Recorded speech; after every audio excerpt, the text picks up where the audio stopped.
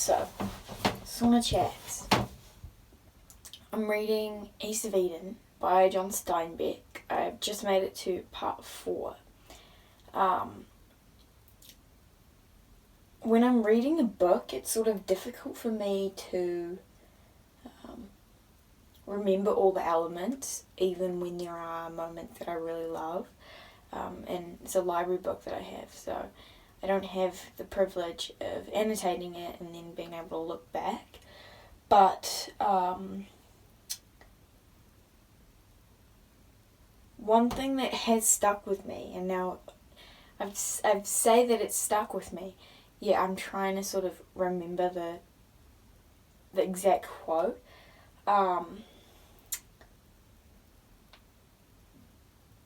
When Samuel and Lee and Adam are around under the tree and they're talking about the story of Cain and Abel, and Lee goes into his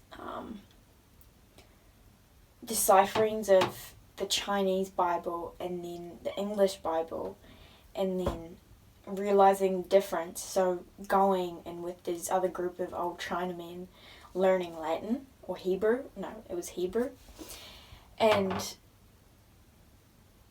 rather than, hold on, I have the book. I have the book over here, but it's under where you're sitting.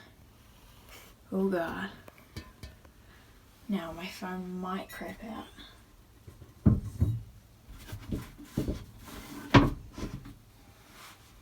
Can you see me there just as well? Okay. So, how after he goes in and they finally find out what the Hebrew end of the story is and it's thou mayest. Thou mayest, that gives a choice, but it might be most important in the world. That says the way is open, that throws it right back on a man. For if thou mayest, it is also true that thou mayest not. Don't you see? It gives a choice, basically. So I really love that. Obviously, I just butchered the entire me telling it. But yeah. So I really enjoyed those conversations. I really, really found myself enjoying the just complete freaking absurdity of Kathy and her just fucking craziness. Like, Kathy getting the will and doing all that crazy shit to, it wasn't Jenny. Jenny owned the other house. I don't know. But Kathy. God, that character. And then when Adam finally goes back and sees her, and the moments where he's looking at her giggles or the bulge in her stomach, it is really just quite, it is just like, it's not funny, but it's so, I don't want to say satisfying, but it is in a sense, because this evil woman is deteriorating and not really getting her way as such, and Adam is such an, like, it's amazing. What else? I've just gotten to the point where Tom killed himself, and I thought that was quite amazing. Like, his to me, I read it as, it was sort of not disillusioned, but it was sort of a hallucinating sort of way of writing, where it was like Samuel was coming into the conversation with Tom, but he didn't want to displease his mother, so he wrote the letters, and like the part where, he goes into town, there was a short sentence that that created such a visionary of the moment. You know, him riding into town, not getting home till midnight, going over the mountains and like that sort of stuff. I think it was one sentence, but it created such a vision of a moment that wasn't really explored deeply, but it was just, yeah, it was really, really good. I also want to talk about chapter 34. I'll read this. And a child may ask, what is the world's story about? And a grown man or woman may wonder, what way will the world go? How does it end? And, while we're at it, what is the story about? I believe that there is one story in the world, and only one, that has frightened and inspired us, so that we live in a pearl-white serial of continuing thought and wonder. Humans are caught in their lives and their thoughts, and their hungers, ambitions, and their avarice, and their cruelty, and in their kindness and generosity too, and in a net of good and evil. I think this is the only story we have, and that it occurs on all levels of feeling and intelligence. Virtue and vice will warp and woof of our first consciousness, and they will be the fabric of our last. And this despite any changes we must impose on the field and river and mountains, and economy and manners. There is no other story. A man, after he has brushed up the dust and ships of his life, will only have left only the hard, clean questions. Was it good? Was it evil? Have I done well or ill?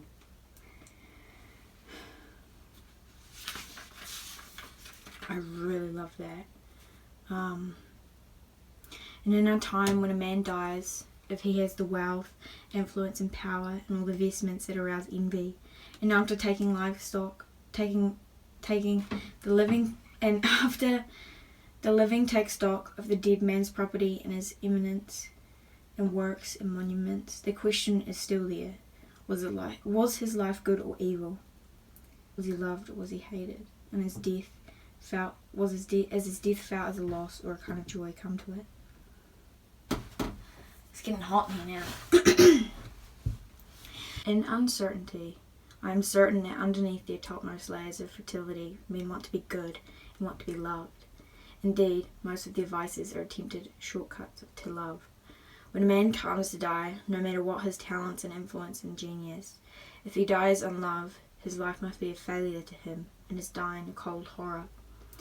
It seems to me that if you or I must choose between two courses of thought or action, we should remember our dying and try so to live that our death brings no pleasure to the world. We have only one story. All novels, all poetry are built on the never-ending contest in ourselves of good or evil. And it occurs to me that evil must constantly respawn, while virtue is immortal. Vice has always a new, fresh young face, while virtue is vulnerable, as nothing else in the world is. I think I said that last bit wrong, but I'm up to chapter 5 now. I'm in chapter 35 now. That's how far I'm in. So the next part 4, I'm a little bit into it, I think. But I'm like a chapter into it. But it seems that the next part is the boys, Cal and Aaron, are moving to Salinas. So it'll be interesting. I'm going to hopefully finish this today, but that's wishful thinking. So yeah. Let me eat some breakfast as I speak briefly on the end of East of Eden. Well, let me just eat breakfast. So, the end of East of Eden, if I recall, Adam is on his deathbed and Aaron has gone to war and died, and Cal is there, and so is Lee. But I don't know, I think when I first finished it, I was a little bit unsure if Adam had forgiven Cal. But I think when I first read and was introduced to the brothers, Cal and Aaron, I didn't like Cal and I liked Aaron, but it was crazy how slowly, so quickly, but slowly, your perspective on these characters shifts completely, and Aaron becomes the one that you don't like, in my opinion. And Cal is very much relatable. I thought the final line of Timshel, "Thou mayest," was perfect.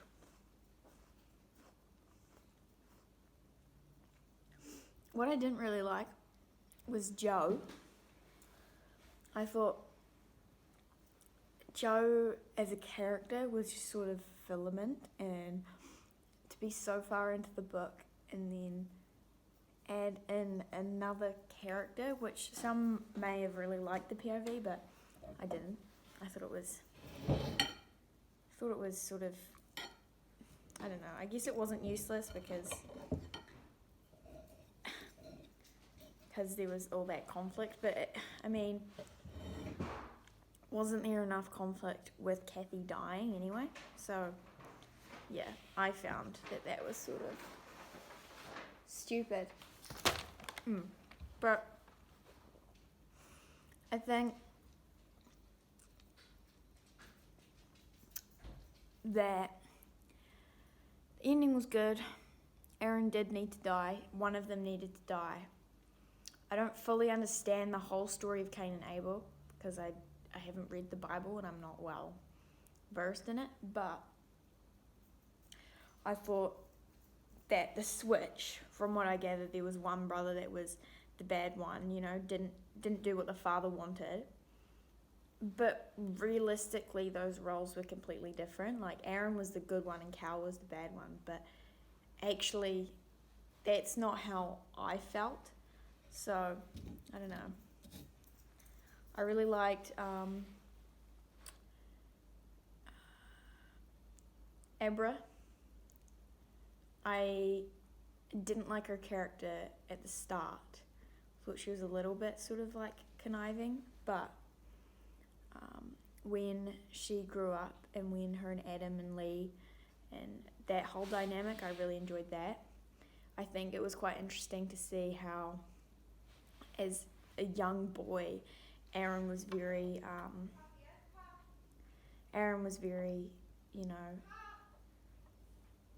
sort of honest, and he still is, but like cared a lot about, his father's opinion and all that sort of stuff, and then for him to grow up and then be sort of writing love letters to himself, I thought that was quite interesting. I give the book 5 out of 5. It's a great book. It's a great book. I definitely prefer it. I've read Cannery Row. I definitely preferred it over Cannery Row. No. Cannery Row is a lot shorter, like literally like 200 pages. But the time it took me to read was like this, it felt the same. That's how good that book was. Yeah. And page 277. I love page 277. That's what I forgot to talk about last video.